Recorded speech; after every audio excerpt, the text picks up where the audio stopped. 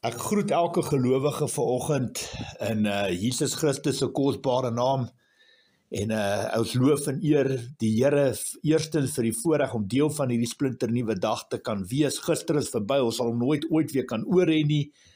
Maar vandag is 'n nuwe dag, 'n dag wat deur die Here se hand gemaak is en ons bid die seën van die Here oor hierdie dag. En goed en sleg, hy bly in beheer van alles en ons bid dit dat sy perfekte wil in alles sal geskied. My liewe broer en suster, ek wil vandag met elke gelowige praat.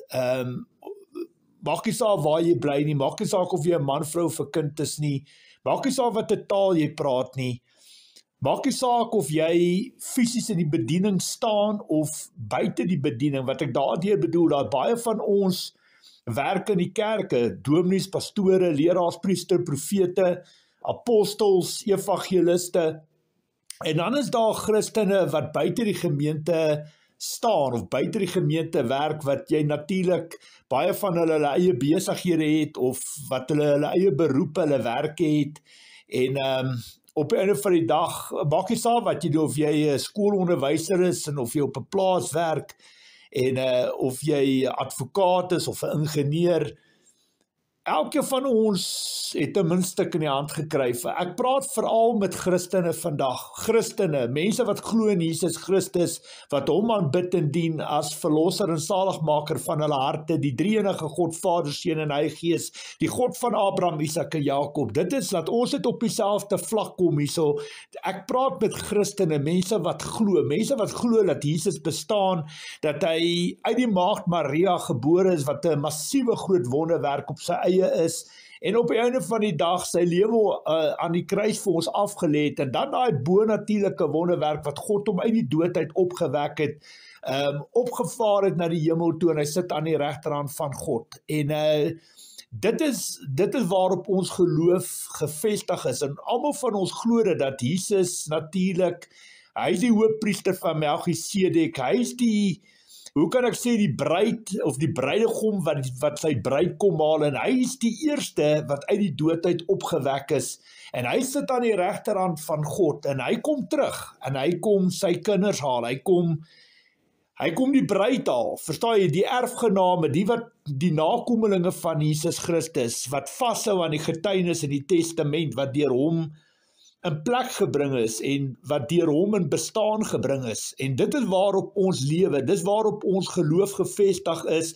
Ja, ons is in hierdie wêreld, maar ons is in die wêreld, maar ons is nie deel van die wêreld nie, ons is kuiergaste, ons is net vreemdelinge in hierdie wêreld, en vir ons om te lewe is Christus, om te sterf is vir ons natuurlik 'n wins, en ons oë is op die onsigbare gerig, nie die sigbare, want die sigbare is net tydelik, maar die onsigbare is vir ewig.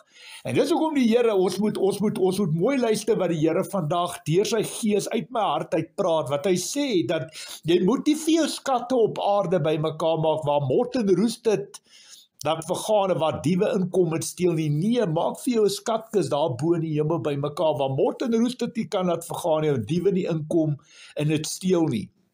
En ons moet dit op ons harte dra, want waar ons skatte is, dis waar ons harte ook sal wees. En ons moet baie, baie versigtig wees, dat ja, ons geniet die lewe wat die Here in ons hand gegee het. Ons moet altyd sorg dat Jesus Christus op die troonstoel van ons hart, dat hy op die troonstoele van ons harte sit. En ek wil regtig vir jou uitnooi vandag, kry vir jou 'n lekker koppie koffie, 'n koppie tee, en raak rustig, kalm en stil saam met my, en luister baie, baie mooi na dit wat die Here op my hart kom lê. Jy weet, my liewe broer en suster, daar kom baie kere gedagtes wat op my hart kom lê, en partykeer is dit die eie ek se gedagtes, of selfs Satan wat jou probeer mislei, en dis hoekom dit belangrik is, dat dit wat op jou hart gelê word, moet jy oor gaan bid, en vas, en seker maak, luister, hierdie boodskap het definitief van die Heilige Gees afgekom, jy moet dit kan toets, en staaf en bevestig. In my geval, ek en my vrou is wel twee identiteite in vlees, maar in gees is ons een,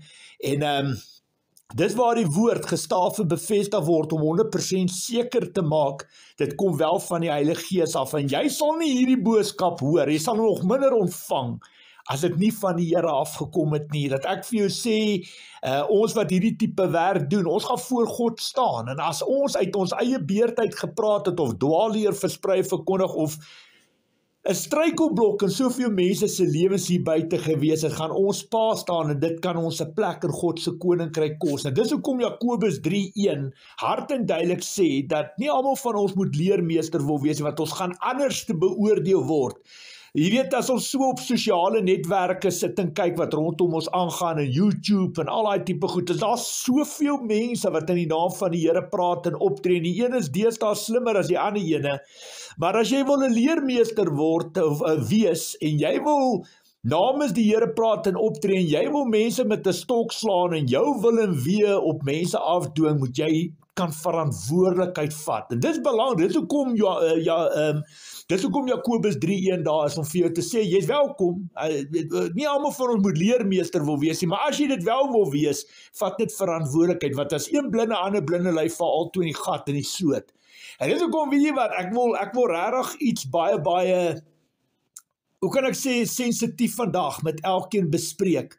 En ek wil hê jy moet regtig stil sit en jy moet die handbriek in jou lewe optrek en jy moet die selfone afsit, alles wat jou aandag kan aftrek en jy moet luister na hierdie kragtige boodskap wat ek nou na jou toe gaan bring.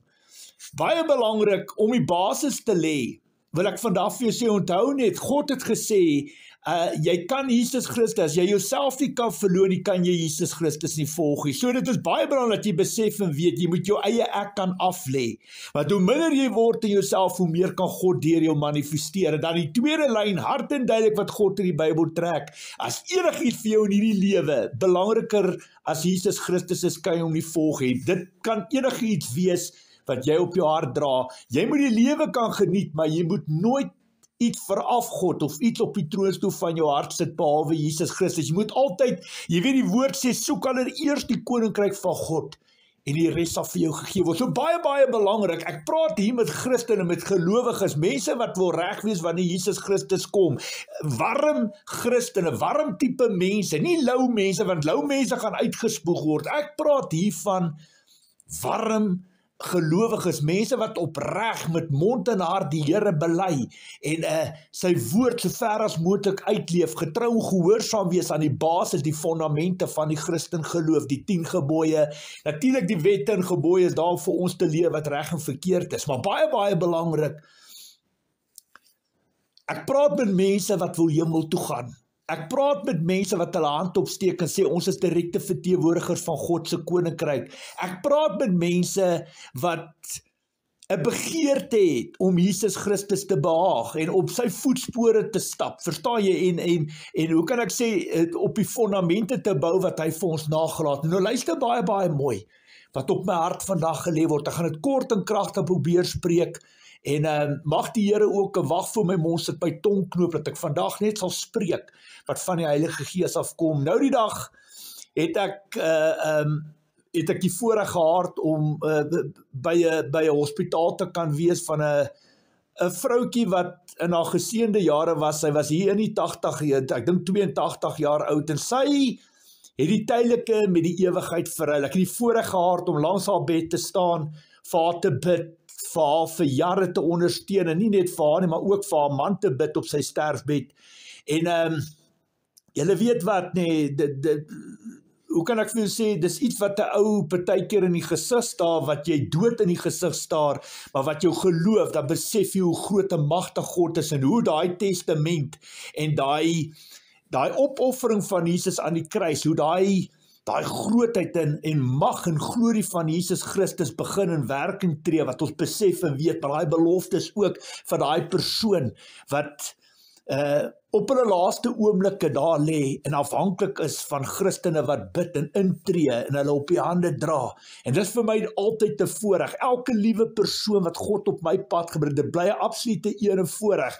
Ek wil amper sê om in die gap te staan vir daai mense en absoluut te bid met geloof en sien hoe die vrede van ons almagtige God, daai Shalom vrede oor daai persoon kom, en geestelik hoe die engele van die Here daai persoon toevou onder die beskerming van ons almagtige God. Wat 'n absolute eer voorreg. Maar ja, sy het toe nie lank na ek daar by haar was nie, het sy haar laaste asem uitgeblaas. Die woord sê dat die dooies begrawe, volg jy my, ons weet waar sy is, en dat sy die Here geken het, en dit gee vir mense soveel vrede en rustigheid in jou gees en jou hart. Maar ek wil oor iets gesels wat vir my baie geraak het en wat ek kan nie stil bly daaroor nie, ek moet praat daaroor. En ek wil vandag vir jou sê, ek het ook die voorreg gehad om op die spesifieke stadium en tyd by daai vrou se begrafnis te kon wees. En ek wil vir julle sê, ek het dit nie regtig lekker ervaar en beleef nie. Ja, die begrafnis het goed afgegaan en was ook nou nie 'n handvol mense wat haar geken het en haar geondersteun en saam met haar pad en haar die laaste eer en erkenning kom gee het, wat haar natuurlik ook toegekom het. Wat vir my opvallend was, as 'n Christenkind van God, ek gaan nie praat waar dit is nie, wat 'n gebied dit is nie, wat 'n provinsie dit is nie, maar ek wil vandag vir jou sê, iets wat my aangeraak het, toe ek in daai kerk instap, ek gaan nie sê wat 'n dominasie dit is, ek gaan nie sê waar dit is nie.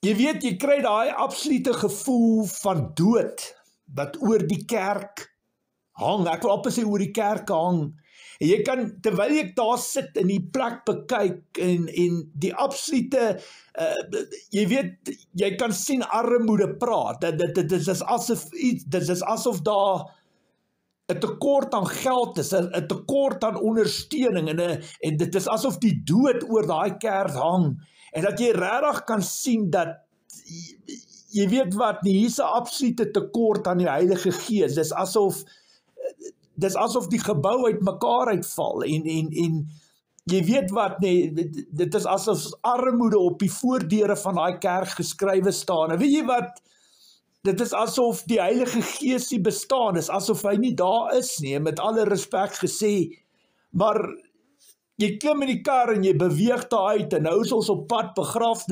begrafplaas toe, en terwyl jy in daai klein dorpie rondry, of waar dit ook al is, gebied, sien jy hoe godverlate daai gebied is.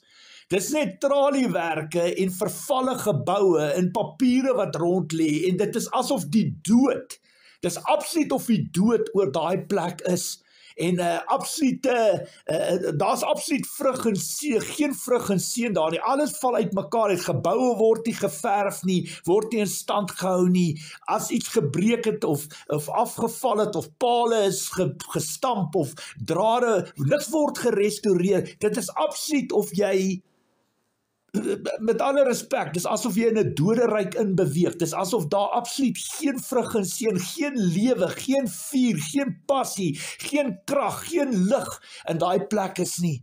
En so beweeg ons aan, en die een het groter mure en staaldrade en kameras en elektriese heininge, en die Vader in die hemel weet, dit lyk of ons in 'n tronk op Robben Eiland beweeg, maar soos ons nou begin aanbeweeg, tot ons nou by die begrafplaas aankom. My liewe broer en suster, as jy in 'n begrafplaas inry, dan besef jy's nou op 'n spesiale plek. 'n plek wat veronderstel is om waarde en eer, dit is waar mense heen gaan om eer betoon te gee aan hulle, eer en erkenning aan hulle geliefdes wat daar ter aarde bestel is. Jy weet, mense wat begrawe word. En as jy in daai plek inry en jy voel, nou is die dood oor die dood, dan moet jy weet, hier's 'n groot gebrek en tekortkominge in ons land wat ons harte aanbetref. Wat ek vir sê, ons ry in daai begrafplaas in, die mure, die heininge is afgebreek, al daai geboue, weet waar jou hekke, daai geboue is so verwaarloos en alles val uit mekaar uit. En oral lê daar papier en bottels en die heininge is oopgebuig en party van die staalwerke, die heininge is oopgebuig en die gras staan omtrent 1,5 meter, 2 meter hoog tussen daai grafte. Dan besef jy, dis asof die dood oor die dood hang. En jy kan absoluut sien dat, luister hierson, daar's geen vrug en seën, daar's geen respek, daar's geen liefde, daar's geen verteenwoordiger van God en sy koninkryk daar nie. En ek wil vandag vir julle sê, dit het my gevang. Ek sou absoluut hartseer gewees het as ek regtig in my hart moes gevoel het, vandag moet ek my pa of my ma of my suster of my oom of my tannie of my broer of 'n kennis en 'n vriend, 'n vriendin daar moet gaan begrawe, want jy weet jy wat, daai mense wat daar veronderstel is om na daai plek te kyk, is net daar vir een ding, en dit is vir hulle salarisse. Hulle het geen belangstelling, geen liefde, geen respek, en dit is asof die dood oor die dood hang daar, en dit het 'n mens nog al 'n wrangsmaak in jou mond gegee, ek moet eerlikwaar sê, maar ja, ons staan voor 'n tydperk in ons lewens wat dit amper die norme geword het. Dis asof mense net elkeen lewe vir homself, een vir almal vir een, niemand het meer respek, almal is so liefdeloos en onverdraagsame, en ek wil dit vandag vir almal van julle sê, as ons gaan stem, moet ons reg kan stem. Ons moet absoluut die regte keuses gaan maak, want dit help nie 'n mens bly stem vir 'n goddelose, bose regering, mense wat geen liefde en respek het vir hulle medemense. Ek praat, dis nie die eerste keer wat ek dit daar in die Oos-Kaap het ons uitdag gesien hoe bou hulle huise met plakkerskampe tussen begraafplase wat hulle absoluut geen respek het vir die dood nie, en vir die geliefdes, mense wat hulle geliefdes daar begrawe. Dit het my absoluut geskok en geraak. Maar dit is nie waaroor ek wil praat vandag nie. Op die einde van die dag gaan dit oor die harte van elkeen. Elkeen van ons het 'n keuse of ons regtig so wil lewe. Is dit die standaard van die mense wat ons wil wees? Is dit nie partykeer tyd dat 'n mens probeer hande vat en van ons eie kant af begin intree en daai plekke weer netjies en respek kry nie? Ek weet daar's baie plekke wat dit wel wil doen, en dan wil die regering dit nie toelaat nie, wie ook al in beheer van daai begrafplase, en dit los 'n wrangsmaak. En dis nie waaroor ek wil praat vandag nie. Ek wil met jou praat wat vandag na my luister. En ek wil hê jy moet baie mooi luister wat ek nou vandag vir jou sê. My boodskap wat ek nou vir jou gaan bring. Ek soek nie jou geld nie. Moenie as ek hierdie boodskap klaar gepraat het, vir almal gaan vertel, jy moet hoor wat het Koert Jordaan vandag gepraat. Hy vra vir geld, hy vra vir ondersteuning. Weet jy wat, hy het nou maar weer eens gehamer, soos al die kerke hier buite hamer, op geld en fondse vir die kerke of vir homself en vir sy bediening. Ek sê dit voor die Here, God in die hemels my getuie. Ek soek nie jou geld nie. Ek het alles wat ek in my lewe wil hê. Ek het lug in my longe, ek het klere om aan te trek, ek het 'n dak oor my kop. Alles meer as dit is 'n bonus van God af. En ek wil hê julle moet vandag baie mooi verstaan. God sit my in 'n posisie om op die einde van die dag verniet te kan werk. Dis my keuse. Ons lees in 2 Korintiërs 12. Wat is dit? Vers 14 sê die woord wat Paulus ook gesê het. Hoor hierdie woord, 2 Korintiërs 12 vers 14. Dit is nou die 3de keer dat ek gereed is om na julle toe te kom. En ek sal nie vir julle 'n las wees nie. Jy sien, ek wil nie vir een van julle wat vandag na my luister 'n las wees nie. Luister baie, baie mooi. Ek wil nie vir julle las wees nie. Ek soek nie julle geld nie, maar vir julle. Dit is immers nie die kinders wat vir die ouers sorg nie, maar die ouers vir die kinders. En baie, baie belangrik, ek wil vandag vir jou sê, luister mooi wat die Here op my hart kom druk het. As jy jou hand opsteek en sê, jy's 'n Christen kind van God, en jy doen alles op jou vermoë, alles in jou vermoë, op hierdie heilige staan wat ek met jou praat, om die hekke van die koninkryk van God in te gaan, het ons 'n verpligting teenoor God. Ons het 'n verpligting teenoor ons geloof. Ons het 'n verpligting teenoor Jesus Christus. Ons het 'n verpligting teenoor ons medebroers en susters. Luister baie mooi wat ek vandag vir julle wil sê. En dit begin by die ondersteuning van 'n kerk. My liewe broer en suster, ek is in 'n fisiese bediening. Verstaan my punt, ek is nie 'n kerkloper nie. Ek werk nie hier buitekant, wie wat op 'n Sondag gaan na kerk toe nie. Ek het my eie bediening, my eie lewe, my eie verantwoordelikheid teenoor God. Maar ek wil vandag vir jou sê, luister baie mooi. Hier's baie dominees, pastore, leraars, priesters en profete wat in 'n posisie staan om hierdie werk te doen vir die Here. En niks in die lewe is vernietig. Ek sê vandag vir jou, dit kom met groot verantwoordelikheid, en baie van hulle wat daar staan, is wel geroep deur die Here. Luister baie, baie mooi. Daar's ook baie van hulle wat in die kerke staan, wat nie geroep is deur God nie.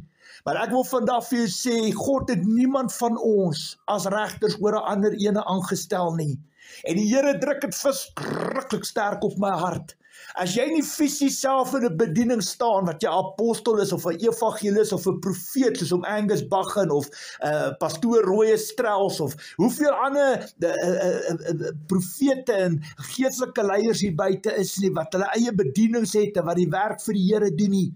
As jy nie fisies opgeroep vir 'n bediening is, vir die Here, wat jy fisies in 'n bediening staan nie, het God jou miskien met ander talente geseën. Verstaan jy, hy het ander muntstukke in jou hand gesit, soos byvoorbeeld om te werk vir 'n goeie salaris, of om 'n boer op 'n plaas te wees, jou eie grond te hê en te kan boer, of selfs groot maatskappye en besighede te kan hê, en op so 'n manier geld in te win, en op die einde van die dag jou uitgawes betaal, jou personeel, al jou uitgawes te betaal, en dan die skoon wins wat jy oor het, 10% van dit in God se werk in te druk. My liewe broer en suster, luister vandag baie mooi na my. Wat ek vandag vir julle wil sê, elke van ons het daai verpligting teenoor ons geloof, teenoor ons God, teenoor Jesus. Dit is so sterk op my hart gelê. Baie, baie belangrik, luister mooi wat ek vandag vir julle gaan sê. Maak tyd, luister, neem dit in, drink 'n sluk van daai koppie koffie. Luister wat ek vandag vir julle wil sê. Die Here druk verskriklik sterk op my, om vandag vir elkeen van julle te sê, ons kerke maak foute. Daar's mense wat daar voor staan, wat nie daar woord teen. Daar's daar ook van die mense wat daar voor staan, wat wel geroep is deur die Here, maar hulle het ook gegly, hulle geval, en Satan het hulle ook tot 'n val gebring. En die Here het niemand van ons as regters oor 'n ander aangestel nie.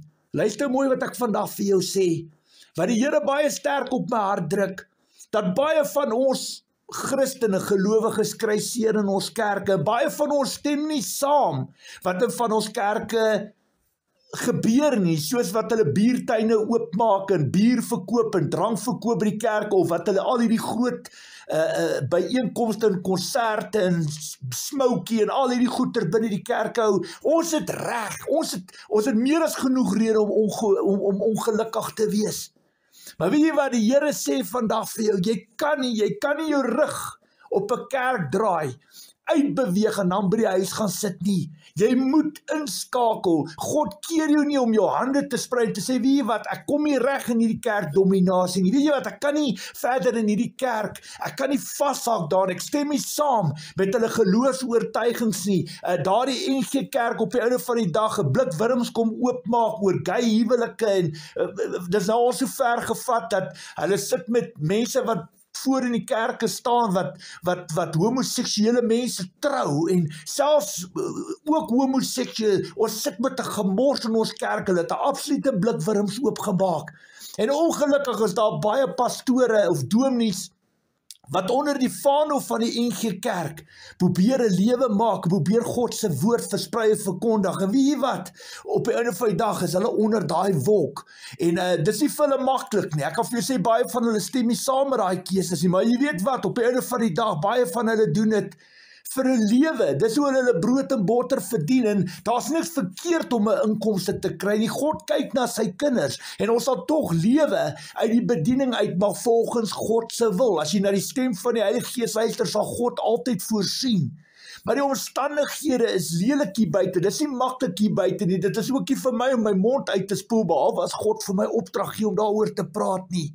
Maar as jy wel besluit, maar ek stap uit die NG Kerk uit, of ek stap uit hierdie kerk uit waar ek nou is, wil die Here, jy's meer as geregtig om jou vlerke te sprei en ander kerke te gaan opsoek. Daar's Lering Christus Kerk, daar's Lewende Woord, daar's AGS, daar's soveel ander kerke waarin jy kan inskakel met jou kinders, met jou man, met jou vrou, en kan jy deel bou aan die koninkryk van God. My liewe broer, suster, jy kan nie uit 'n kerk uitstap en ek wil op sê kerk los gaan word, wat jy nie worry om by 'n kerk uit te kom nie, want jy's deel van 'n Christelike familie. Dan begin jou eie ek oorvat op die einde van die dag, en begin Satan sy voeders indruk in jou lewe, want jou vrou kom nie in die kerk, of jou man kom in die kerk, jou kinders kom later in die kerk nie, en dis die voorbeeld wat jy vir hulle stel, en dit is nie die voorbeeld wat God van ons verwag om te doen nie. As ons in 'n kerk sit en jy is gelukkig wat jy ervaar en beleef en sien daardie, is jy meer as geregtig om op te staan, uit die kerk uit te gaan en jou vlerke te sprei. Ons sit in 'n land waar daar baie geestelike kerke is en jy kry nie 'n ding soos 'n perfekte kerk. Ek wil julle vandag reguit sê, ek is 12 jaar in die bediening, hier's baie tekortkominge in die kerke. Hoor wat ek vandag vir julle sê, ek het met baie kerke te doen, en ek was al in baie kerke betrokke, in geestelike leiers. Ek sê vandag vir julle, daar's nie 'n perfekte kerk op die oomblik nie. Ons kerke maak baie foute. Satan het ons kerke kom infiltreer, en hy maak baie skade. Hy bring baie twis en verdeeldheid en skering in ons kerke. Maar ek sê vandag vir jou, God verwag nie van jou om uit 'n kerk uit te beweeg en by jou huis te gaan sit en oud word nie. As jy in jouself gesterf het, jy het jouself verloon, onthou jy, het jy afgesterf in jouself, jy die Heilige Gees ontvang, jy deel van die een liggaam van Christus geword. En baie belangrik, as jy dit geestelik verstaan, sê die woord, die hand kan nie die voet verwerp en die oor ook nie, die neus nie, en as een het lei ons almal saam. So jy kan nie soos 'n skaap van die kudde af wegdwaal, aan die ander kant van die berg alleen wil gaan eet en vreet, want dan gaan die jakkals en die wolwe jou uit mekaar uitruk. Jy speel 100% in Satan se kraal in. En dit is nie wat die Here van jou verwag nie. Baie van ons wat vandag na my luister, is kerklos. Ons is nie meer deel van kerke nie. Ons het uit die kerk uit beweeg, of ons stel net fisies nie belang om kerke toe te gaan nie. En ek sê vandag vir jou, dis die verkeerde attitude. As jy nie fisies vir die Here werk, in apostelskap of evangelis, of wat ook al opgeroep is, in 'n bediening staan en verantwoordelikheid vat, met ander kanale op sosiale media, soos om Angus Baggen, verstaan, so 'n voorbeeld, of pastoor Roy Strauss, verstaan my punt baie mooi. As jy nie fisies geroep is in 'n bediening is en jy staan, ek wil amper sê onafhanklik van 'n fisiese geestelike beroep vir die Here, dan bly dit jou verantwoordelikheid om in te skakel in 'n kerk. Jy sien my liewe broer en suster, en ek gaan nou by die punt kom, skus tog dat ek so 'n bietjie langer praat as wat ek moet. Maar die dag wanneer jy sterf, of die dag wanneer jou kinders sterf, of jou vrou sterf, of jou man sterf, dit is daar waar daai Christelike familie by mekaar kom. Dit is daai mense wat op die einde van die dag vir jou die eer en erkenning gee. Die dag wanneer jy, hoe kan ek sê, in jou kus lê, binne die kerk. Jy weet, met hierdie vroukie wat ons begrawe het nou die dag, die pastoor wat haar begrawe het haar nog nooit eers gesien nie. Hy ken haar, hy weet niks van haar af nie. Maar hy's daar om haar te ruste te lê, en op so 'n unieke manier kry hy ook maar sy geldjie vir die dag. Maar dit is verskriklik om te sien hoe onpersoonlik alles geraak het. Laat ons mense so ver van mekaar af weglewe, dat ons nie die kerke meer ken nie deel is van 'n kerk nie. En dit is wat die Here verskriklik sterk op my hart kom net, want luister hierso, dit gaan nie net oor, nou is jy deel van 'n kerk en jy kan jou hand opsteek en sê, weet jy wat, ek is daar op 'n Sondag of op 'n Saterdag, wanneer jy kerk toe gaan nie. As ons lees in Handelinge 27, luister baie mooi, gaan kyk na Handelinge 27, dit is toe Paulus op pad was na Rome toe op die boot. Alright, baie belangrik, ons weet hulle het in storms ingaan en daai boot het skipbreek gelei en hoe hulle op 'n eiland opgeëindig het. Maar net sy teenwoordigheid op daai boot, net sy teenwoordigheid daar, het die beskerming van God saam oor daai boot gebring, en niemand wat op daai boot is, het met sy lewe verloor in daai storms nie. En ek wil vandag vir sê, so kan jy ook 'n ligdraer vir God se koninkryk wees. Ja, jy kry nie iets soos 'n perfekte kerk nie, maar net jou teenwoordigheid binne daai kerk wat jy instap en net daar sit, bring die lig in die vuur van God se koninkryk binne daai kerk, binne daai gemeente in. En weet jy wat? God het jou nie aangestel as regter nie, maar jy kan in jou gees en jou hart sê, God, hier is ek steek my hand op as dienskneg, as erfgenaam, as nakomeling van jou koninkryk. Ek is diensbaar en bruikbaar. Here, as U die woord op my hart lê, sal ek na die kerkraad toe gaan, ek sal na die dominee of pastoor toe gaan, en ek sal breek die woord wat U op my hart lê, as dit U wil is. Ek gaan nie my eie optree nie, ek gaan nie self probeer regter speel nie, ek gaan nie met klippe slaan of met stokke nie. Ek gaan diensbaar en bruikbaar, gaan ek die lig, die teenwoordigheid op die boot wees.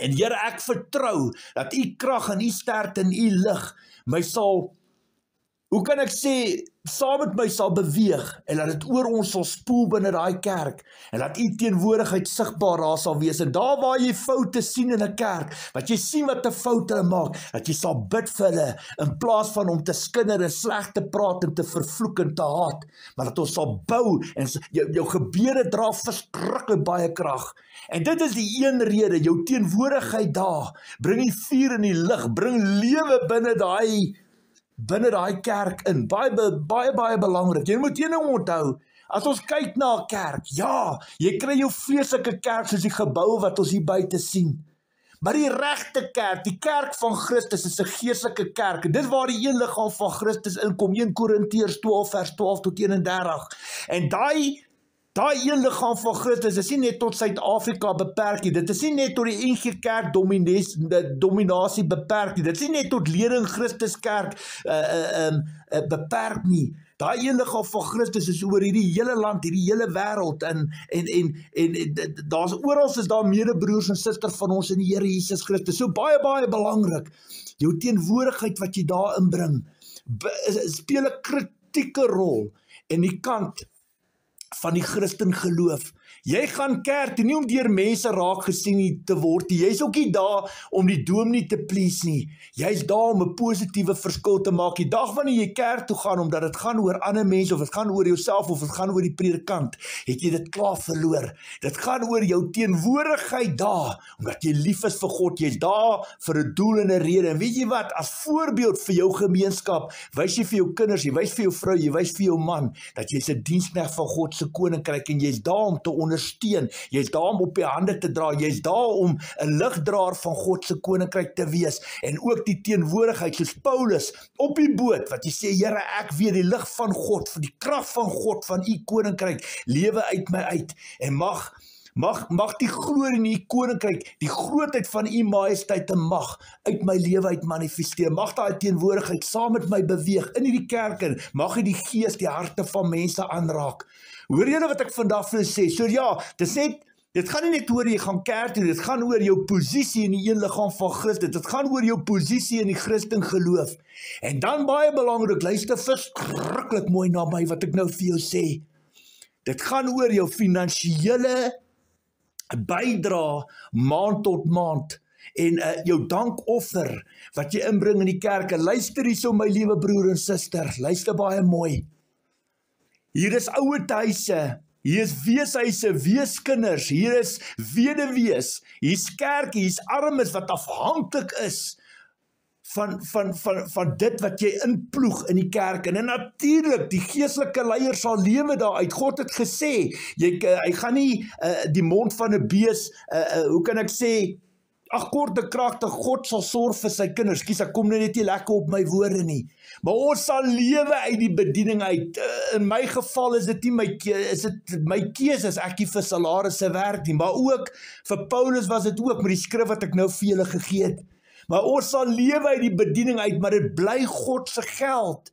Dit bly sy offerhandes, en dis hoekom ons so na die stem van die Heilige Gees moet luister, wat God sê vir ons, wat mag jy vat en wat mag nie, sodat God se tiendes op die einde van die dag die doel kan bereik waarvoor dit gegee is. So baie belangrik, daar waar jy deel word van 'n gemeente, waar jy inploeg, wat jy teenwoordig is, jou tiendes 'n maand wat jy van jou werk af kry, as jy R100,000 'n maand verdien, is 'n tiende daarvan 10,000, na al jou jou uitgawes, jy die keiser betaal wat hom toekom, alles jou belastings alles betaal, as jy skoon R100,000 'n maand uitkry, is R10,000 daarvoor van die Here. Luister mooi wat ek vandag vir jou sê, God wil nie hê van die wat nie het nie, maar 'n tiende is absoluut niks, en baie mense gee baie meer as 'n tiende. Maar ek wil vandag vir jou sê, daar waar jy daai R10,000 in die kerk inploeg, is dit 'n saak tussen jou en God. En dit help nie, baie mense sê, man, ek gee nie my geld vir die kerk, julle mors dit op gemors. Ek sê vandag vir jou, hoe wil jy God met jou lewe vertrou, as jy hom eers met jou geld kan vertrou nie? En ek wil vandag vir sê, as jy daai tipe attitude het, wat ek vandag vir jou sê, jou geld is vervloek nog voordat dit jou sak verlaat het. Dat ek vir jou sê, daai tiendes wat daar inkom, onderhou die kerke, dit onderhou die geestelike leier wat hard werk om jou familie te trou en te begrawe en om Bybels te versprei en te verkondig. Daar waar jy werk, by die kantore, by die werk, by jou besighede op die plaas, is hierdie mense uit om weeshuise te gaan besoek en evangelisasiewerk te doen, hospitale toe te gaan, begrafnisse te hou. Niemand van ons werk verniet nie. En op die einde van die dag, as die kerk gesond is en hy kry goeie finansiële bydraes in, kan hulle die kerke ordentlik onderhou en sorg dat daar lewe is, dat daar vrug is, dat die krag en die teenwoordigheid van God in daai kerk, dat dit lekker is om daar binne te sit en te kan sien, weet jy wat, die gees van God is in hierdie kerk, in hierdie gemeente. Dit is nie soos die dood wat oor die kerk hang nie. Dit is nie soos 'n wolk van duisternis wat oor die kerk, en alles val uit mekaar uit, die geete, die tuine, die hekke, die ligte, die drade. My liewe broer en suster, God druk het verskriklik sterk vandag op my, om vandag vir jou te sê wat aan die ander kant sit. God kyk wat in jou hart aangaan. En ek wil vandag vir jou sê, dis 'n saak tussen jou en God, jou tiendes wat jy moet betaal elke maand. Ek gaan nou skrifte wat die Here op my hart gelê word, dit met jou deel, wat die Here vir my gee met hierdie voorbereiding. Dis 'n saak tussen jou en God. God kyk wat in jou hart aangaan, daai dankoffers wat ingaan. Natuurlik gaan die predikant, gaan die dominee, gaan die pastoor. Hulle gaan verantwoordelikheid vat vir elke sent wat ingesaam, want dit is God se geld, dit is nie hulle geld nie. Hulle moet gaan bid, want as die kern goed en reg is in die gemeente, die kern, die kerkraad, die senterpunt van die gemeente, sal daar vrug en seën wees, en die woord van God sal die praatwerk doen. Daar sal krag wees, daar sal teenwoordigheid wees. Dit sal vir kinders en vrouens en mans lekker wees om deel te wees van die gemeente, en hulle sal God loof, eer en prys met danksegging, en die Here vir julle daardeur. Ek sê vandag vir julle, dit is verskriklik belangrik vir die Here vandag, dat ek vir julle sê, julle tiendes is belangrik vir die kerk, vir die gemeentes. My liewe broer, suster, as ons op kerke trap ons op ons geloof, en as ons op ons geloof trap ons op ons God.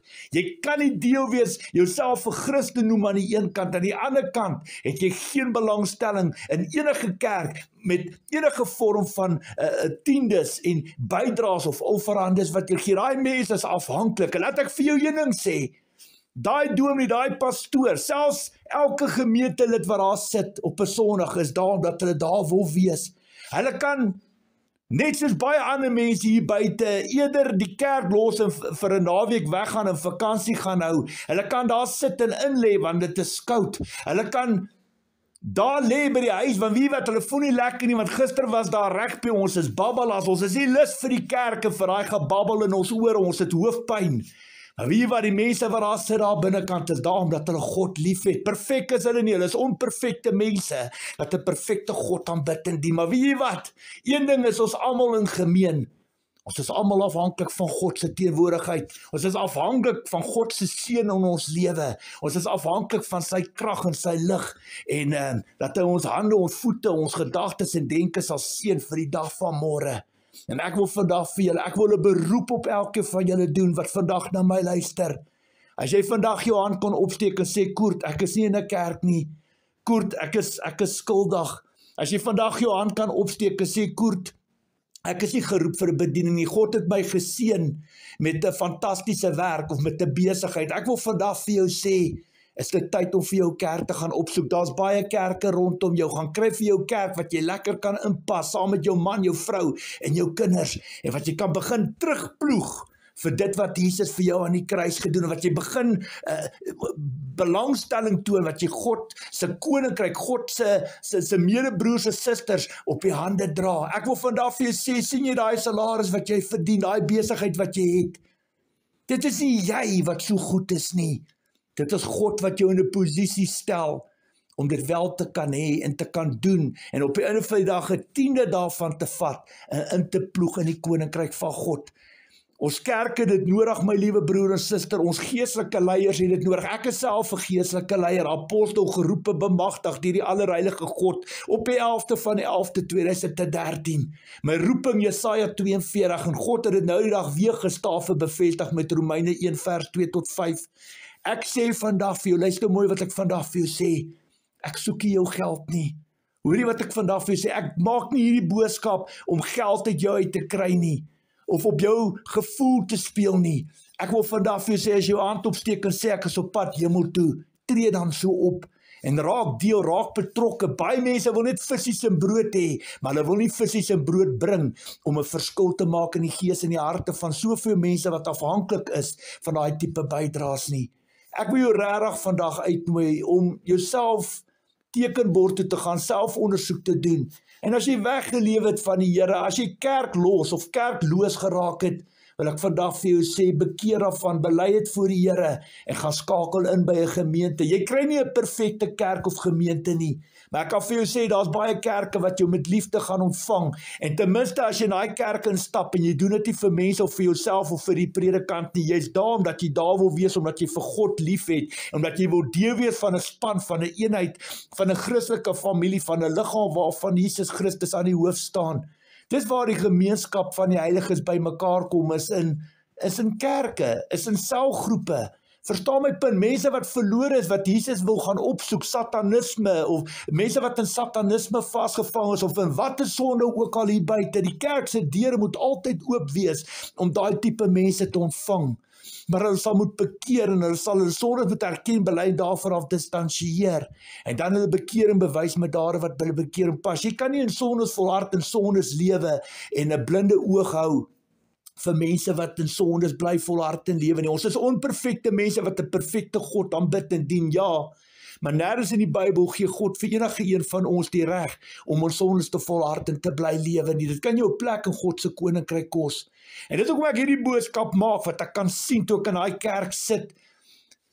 Dit is asof die woorde armoede op die voordeure van daai gebou geskrywe staan, en oral waar jy kyk, daai hele gebied, daai dorp, of wat jy ook al, wat jy dit ook al noem, dis asof die dood oor daai hele gebied hang, selfs oor die begrafplaas. My liewe broer en suster, ons sal met 'n krag ons harte ondersoek en terugbeweeg na die Here toe, en ons sal absoluut die aangesig van God moet gaan opsoek. Ek kan vandag vir jou sê, as geestelike leier, besef en weet ek hoe belangrik ondersteuning is. Ek bedoel nie eers Jesus Christus het alleen beweeg, hy het 12 disippels gehad, maar op pad kruis toe het almal hom verloon en verraai en weggehardloop in die tuin van Getsemane. Dit weet ons ook. Maar ondersteuning is belangrik om ons hande in die lug te hou en ons te dra, en gebede vir mekaar, daai ondersteuning, daai teenwoordigheid in die kerk, daai samesang in die kerk, wat ons God loof, eer en prys. En soos ek sê, nie almal van ons kan leermeester wil wees nie, maar ons almal het geestelike gawes gekry. En ons gebede dra baie krag, omdat ons kinders van die Here is. Hoor vandag my hart, ondersoek jou hart, en as jy nie fisies vir die Here self werk nie, is my uitnodiging vandag aan jou, gaan soek vir jou 'n kerk op. In die hemel is daar nie verskillende dominasies nie, jy het of die Heilige Gees of jy het dit nie, klaar, dis hoe dit lyk in gees, as jy deur God se oë kyk. Dit gaan oor wat in jou hart aangaan. Jy gaan by 'n klomp kerke instap, en jy gaan iewerste inpas, en jy kan vir die Here bid, Here, sit my op die regte tyd, op die regte plek neer, en maak my ontvanklik, oortuig my deur die krag van die Heilige Gees, dat ek sal inpas waar U my wil hê, en dat jy begin visies en brood na die tafel toe bring, dat jy begin daai gemeente oplig, en dat ons begin kyk na ons kerk, en na ons geloof, na ons God, dat mense wat van buitekant afkom, mense wat nie Christene is nie die verval en die armoede en die dood oor ons kerke sien hang nie, maar dat ons regtig sal sien, maar weet jy wat, in hierdie donker tye van vandag, wat alles in die grond en bestuur en besteel word, kyk hoe staan die kerk, kyk hoe goed lyk dit, kyk hoe lyk die bestuur van die kerk, kyk hoe netjies, dit moet lekker wees, dit moet 'n voorreg wees, dit moet respekvol wees, om binne daai kerk, binne daai gebou in te stap. En ek wil vandag vir jou sê, die verantwoordelikheid lê op elkeen van ons. Niemand van ons is groter as die woord van God nie. En baie belangrik, God het niemand van ons as regters aangestel nie. Jy weet, die Here sê, as jy wil eerste staan in die koninkryk van God, moet jy bereid wees om ander te dien. Jy moet soos Jesus sagmoedig, nederig, soos Jesus bereid om voete te was. Verstaan my punt, jy moet die minste kan wees, jy moet van onder af op kan praat. En jy weet of jy inpas, jy weet of jy inskakel, maar jy steek jou hand op en sê, Here, ek is reg om te praat. As U dit op my hart lê, lê dit op my hart. Ek sal 2 keer, 3 keer, 4 keer seker maak. En as die Here vir jou sê, gaan, sal die Here jou uitstuur na die kerkraad toe, of die Here sal jou uitstuur na daai geestelike leier toe, daai pastoor of dominee. En God sal sy gees, sy hart ontvanklik maak en hom oortuig deur die krag van die Heilige Gees vir die saad wat jy in sy hart plant. Niemand van ons is groter as die woord van God nie. En ek wil vandag vir jou sê, op die einde van die dag, baie mense kan my ook vermaan en dinge na my kant toe bring. Ek vat dit, ek sê vir hulle baie dankie, gaan in my gebedskamer in en die Here staaf en bevestig of dit van hom afkom, ja of nee. Maar dit is belangrik dat ons as kombinasie, as gelowiges, weer eens, hoe kan ek sê, die pap wat geval het op die grond, wie sal optel, en dat ons sal moet begin kyk na ons gemeentes, na ons gemeenskappe, dat ons sal moet kyk na ons medebroers en susters, en dat ons daai ekstra na die tafel toe sal bring en die positiewe verskil maak. My liewe broer en suster, dis die woord wat die Here baie sterk op my hart kom lê het. En dit wat uit my mond uit gekom het nou, gaan ek staaf en bevestig met 3 of 4 skrifte uit die woord van God uit. Ons weet Maleagi 3 vers 6 tot 12, sê die Here, praat die Here daarvan die tiendes, die offers, die saad wat ons in sy koninkryk inploeg. Maar wat die Here sê in Maleagi 3 vers 6 tot 12, dis die enigste plek in die hele Bybel wat jy vir God kan toets of hy die venster van die hemel oor jou lewe sal oopmaak. En hy kan dit op verskeie maniere doen, gesondheid, finansies, in jou huwelik, jou besighede, jou werk, jou verhouding met God, jou kinders, daar verskillende maniere hoe God kan in jou lewe inploeg. Maar ek moet vandag vir jou sê, dat dit is verskriklik belangrik dat ons deel sal bring en outomaties op die beloftes van die woord staan, wat God deur my mond vandag na jou toe bring. Jy het dit, as jy jou deel bring, dan staan jy op baie beloftes, en jy weet God is in beheer. Here, U wil nie my wil nie, U wil nie my wil nie, U wil en U wil alleen. Sit U my op die regte tyd, op die regte plek neer, want U tyd is altyd perfek, nooit te vroeg, nooit te laat nie, en U weet wat is die beste vir my huisgesin, vir die pad vorentoe. Luister nou nog 'n woord wat die Here vir my gee. 2 Korintiërs 9 vers 6 tot vers 8. Dink daaraan, wie karig saai, sal karig oes, en wie volop saai, sal volop oes. Elkeen moet gee soos hy hom in sy hart voorgenem het, nie met teensin of uit dwang nie, want God het die blymoedige gewer lief. En God is by magte om aan julle alles in oorvloed te skenk, sodat julle in alle opsigte altyd van alles genoeg kan hê en volop kan bydra vir elke goeie werk. Dan gee die Here vir my ook, ek net gou die skrif hierso kry, baie belangrik, Galasiërs 6, vers 6, luister mooi, net daai een versie, iemand wat onderrig ontvang in die woord van God, moet sy leermeester laat deel in al die goeie dinge wat hy het. Baie belangrik, alright, so waar jy kerk gaan, waar jy die woord ontvang, waar jy geestelik gebou word, en nie melk drink nie, maar vleis eet in jou geloof, daai persoon moet ook 'n lewe kan maak, en daai kerk, daai bediening, jy moet kan inploeg, jy moet kan deel, baie belangrik, van dit wat God outomaties ook vir jou gee, moet jy kan inploeg. My liewe broer en suster, terwyl ek daar is, wil ek vandag vir jou sê, gaan kyk bietjie in die Ou Testament. Jy sal lees daarso van die Lewiete wat God gebruik het om sy bedieningswerk in die tempel te doen.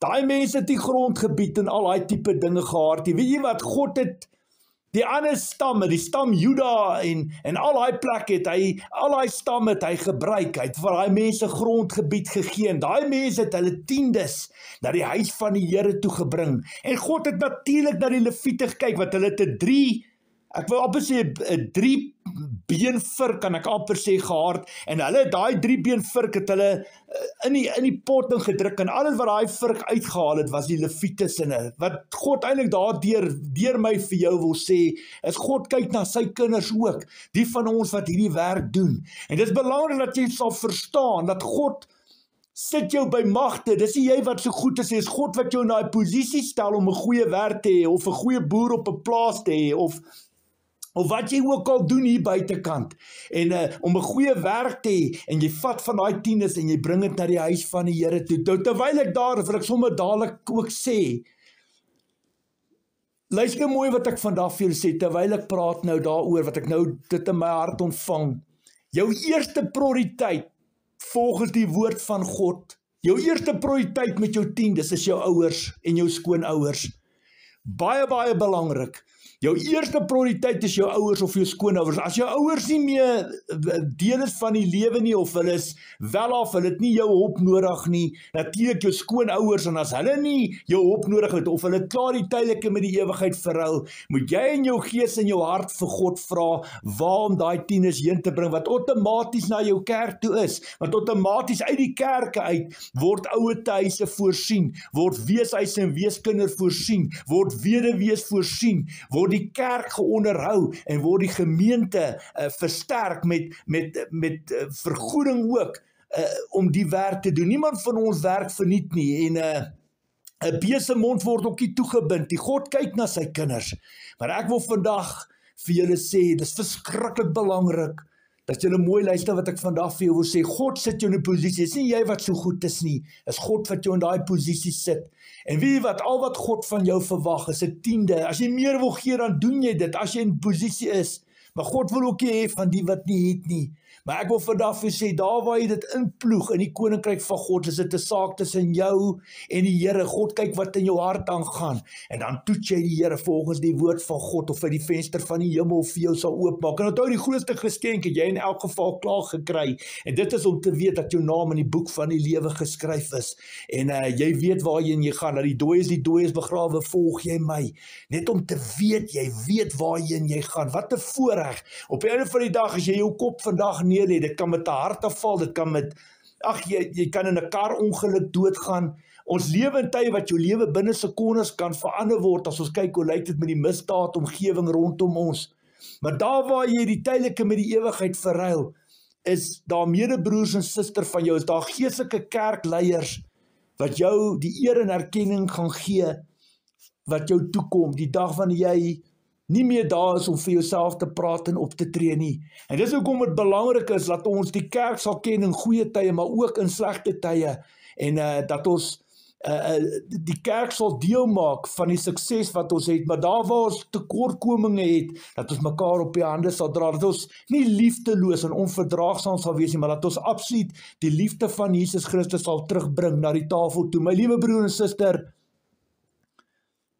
doen dit vir die Here, dit gaan oor wat in jou hart aangaan. Vanoggend in my Bybelstudie, voor ek hierdie leerstelling gemaak het God vir my hierdie boodskap gegee, en ek deel dit graag met julle. 1 Tessalonisense 5, vers 12 en 13, hoor die woord van die Here. Broers, ek kan ook daar sit, susters, ons vra julle, erken die mense wat so hard onder julle werk, en julle in opdrag van die Here lei en teregwys. Betoon in liefde die hoogste agting aan hulle terwille van hulle werk. Leef in vrede met mekaar. My liewe broer en suster, soos jy eer en erkenning wil hê vir wat jy ook al doen hier buite, so wil elke geestelike leier ook gedra word deur 'n gemeente. Daar's niks lekkerder as om die hele week voorbereiding te doen en dit wat God op jou hart sit. En op 'n Sondag of op Saterdag, wanneer jou kerk ook al oop is, in die kerk in te stap en te sien, hier's mense wat kom luister, wat die gees van God deur jou sê. Dit gaan nie oor jou nie, dit gaan nie oor die eie ek nie, dit gaan oor die gees in daai persoon, wat God deur daai persoon spreek. En jy sal vinnig agterkom of hierdie persoon gees vervuld is, en of hy dwaas praat, of hy 'n wêreldse mens is, of hy gees vervuld is. Maar op 'n einde van die dag, elkeen is daar binne, omdat hulle lief is vir die Here, omdat hulle omgee vir die Here, omdat hulle God, hulle stel nie hulle eie belange bo God se belange, hulle is daar om 'n verskil te maak, en in te ploeg in die koninkryk van God. Ja, geld is nie alles nie, maar ek kan vandag vir sê, sonder geld kan die bedienings ook nie aangaan nie. Ek bedoel, jy gaan nie, as jy tolhekke na 'n ander provinsie toe ry, ons betaal nie met 'n sak meel as ons deur die tolhek gaan nie, ons betaal ook nie met brood of deeg as ons petrol gooi nie. En waar jy ook al slaap, waar jy ook al bly, kan ons nie met melk betaal nie. Verstaan my punt? So finansies in die lewe soos vandag, het ons almal nodig om 'n bestaan te maak en 'n positiewe verskil hier buite te maak. En ek kan vandag vir julle sê, elke sent wat inkom in die bediening, gaan elke van ons wat dit wel ontvang in die naam van die Here, verantwoordelikheid vat vir elke sent. My liewe broer en suster, ek staan self in die bediening, en ek sal nie sê, ek kry duisende rande per maand in nie. Is maar min mense wat bereid is om hulle hande voete vuil te maak vir die koninkryk van God, as dit by finansiële ondersteuning kom. Maar ek kan vandag vir jou sê, vir elke sent wat in my bediening inkom, is daar 'n doel en 'n rede. Daar's God se perfekte wil en wee waarvoor daai fondse daar is, en daai fondse moet die lig sien waarvoor dit bestem is.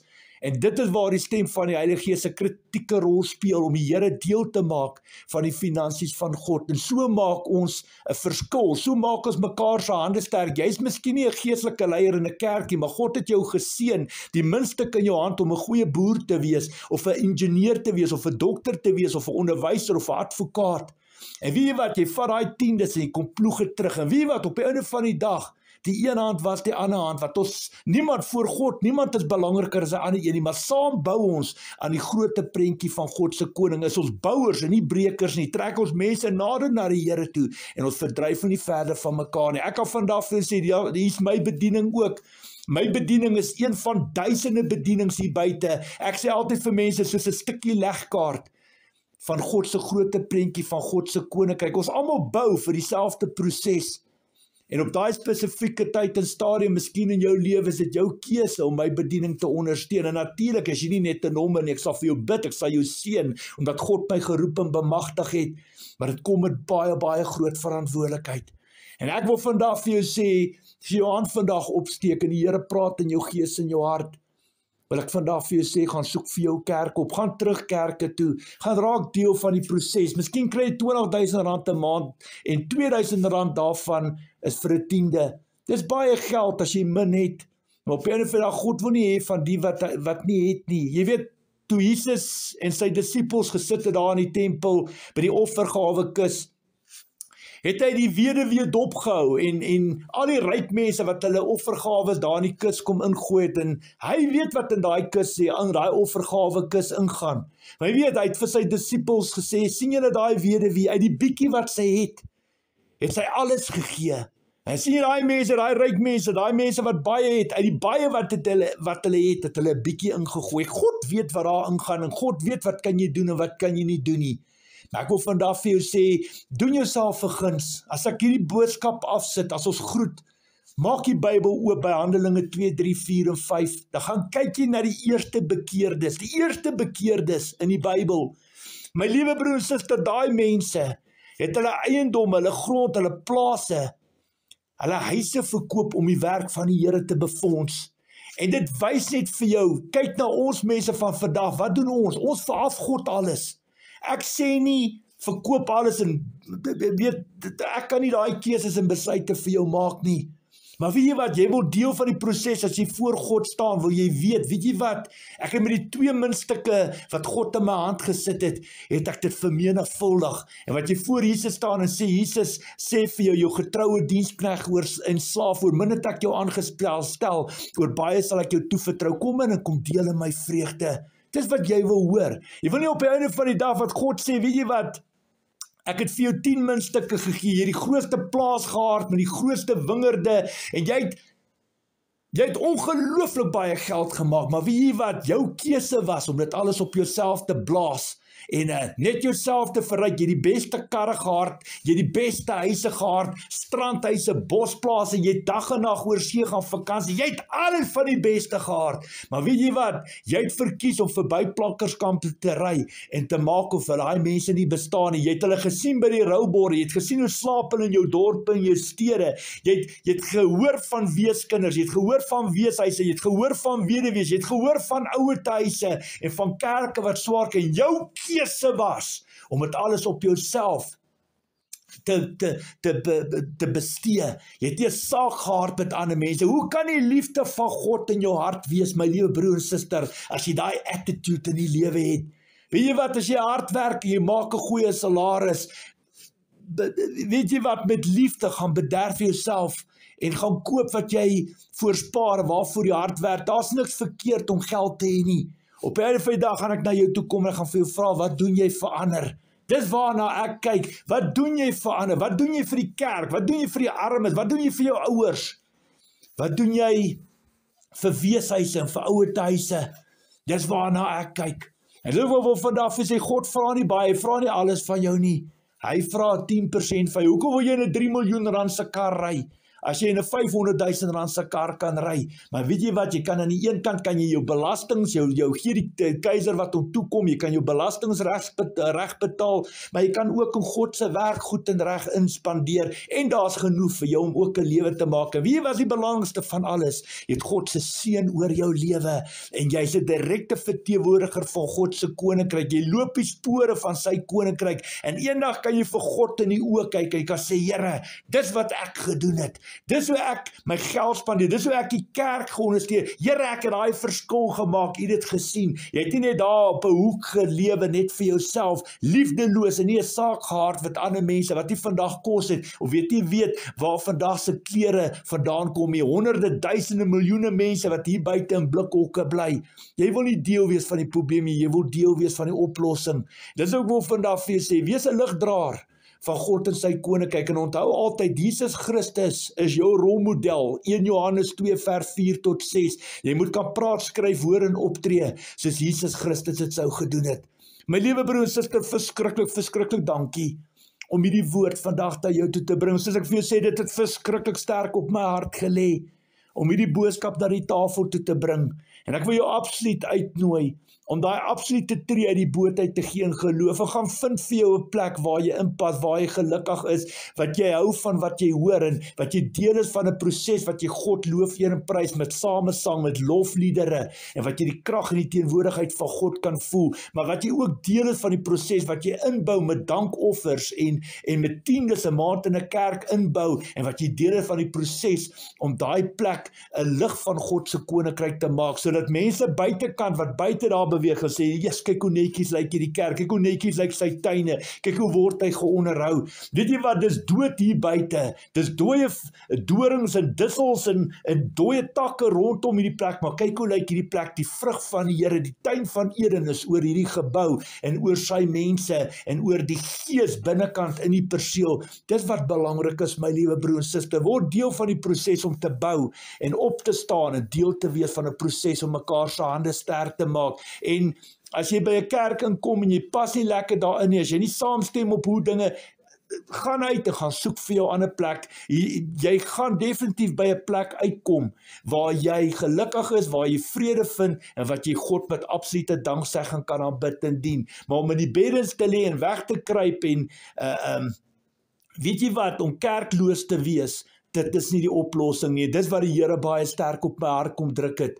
En ons moet kan 'n balans in ons lewe hê, teen opsigte van ons regering, teen opsigte van ons kerk, en teen opsigte van onsself, ons vrou, ons mans en ons kinders, en ons as beeld van Christelike kinder van God, van ons geloof, is jy 'n vertoonvenster, 'n direkte verteenwoordiger van God se koninkryk. Loop dan die spore wat Jesus sou geloop het, en wees deel van die proses om te groei, en hoe kan ek sê, om beloning te behaal, om ons grondgebied te vergroot, word deel van die proses om 'n verskil te maak, alles tot lof en eer van ons God en ons broer en ons koning Jesus Christus, ons geloof. En ek prys die Here ook daarvoor, vir die voorreg om hierdie woord te bring. Dankie ook vir die Here wat hierdie woord op my tong kom lê, en dat hy met sy gees uit my hart uit gepraat het, om hierdie produk op die tafel te sit, en dat ons mekaar sal dra, vir mekaar sal bid, en rus daar sal wees, en sal toelaat dat die Heilige Gees begin die praatwerk in ons lewens doen. Onthou net, daar sit een groter vyand as Satan hier buite, en dit is jy jouself. Jy kan jou eie grootste vyand word, jy kan God se vyand word, jy kan die kerk se vyand word, jy kan jou medebroers en susters, die een liggaam van Christus se vyand word.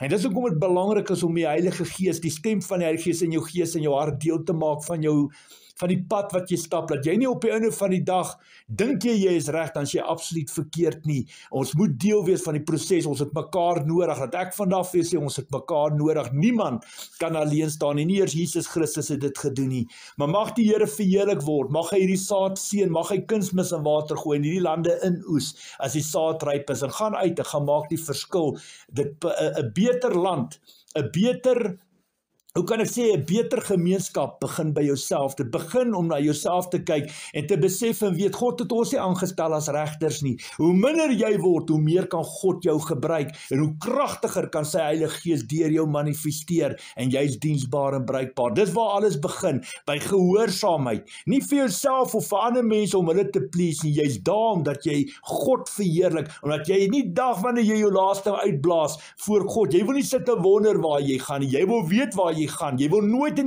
die hemel instap en skaam wees op die manier hoe jy gelewe het of hoe jy jou verpligting teenoor ons geloof uitgeleef het nie. Hoor wat ek vandag vir jou sê, en dit begin by gehoorsaamheid. Gehoorsaamheid is belangriker as offers. Gehoorsaamheid aan die woord, aan die Bybel. Dis wat belangrik is. Wees geseënd in Jesus Christus. Dankie vir die voorreg om hierdie woord te breek. Shalom, vrede van ons almagtige God word vir almal van julle toegewens. Ons gesels gou weer. Hoor, groetnis, lief vir julle almal. Bye bye.